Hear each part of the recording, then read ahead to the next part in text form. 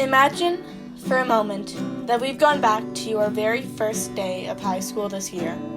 You walk the halls, a little excited, sure, but mostly just really nervous. You don't know your way around yet, and you know almost no one here.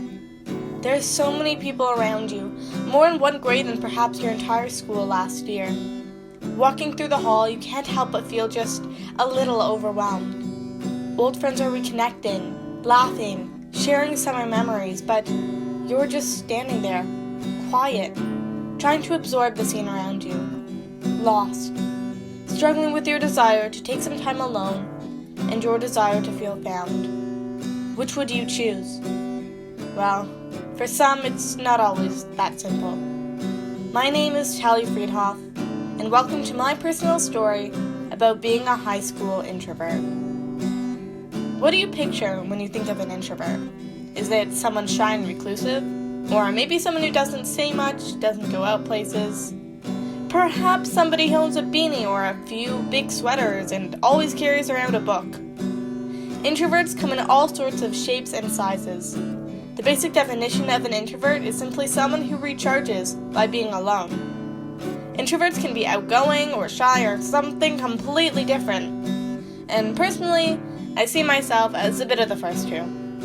You see, I'm the sort of introvert who loves being able to entertain.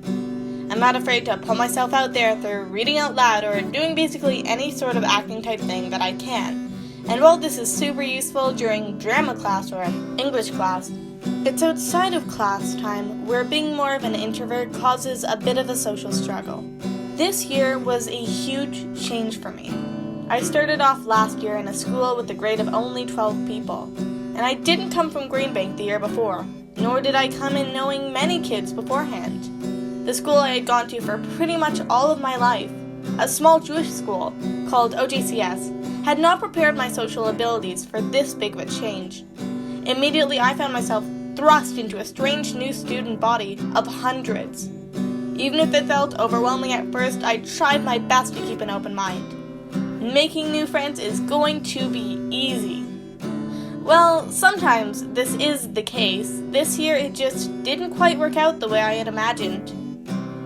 There were only a few kids from my old school that came to SRB, so I didn't really know that many people to begin with. And to my surprise, after almost 9 years of bonding, the old friends quickly began to slip away as most of us broke into different groups with different interests. Things moved surprisingly fast, and after the first few months, there was really only one friend from that school that I talked to on a regular basis. I don't have a real method of making friends. Before now, I never really needed one anyway, since I'd grown up with the same people pretty much all of my life. I'm not very good at approaching people myself, partially because I really don't mind being alone every once in a while, and partially because I don't know who I'd approach or what I'd say. Even at my old school, I've never had a huge social circle, being fine with just a few close friends.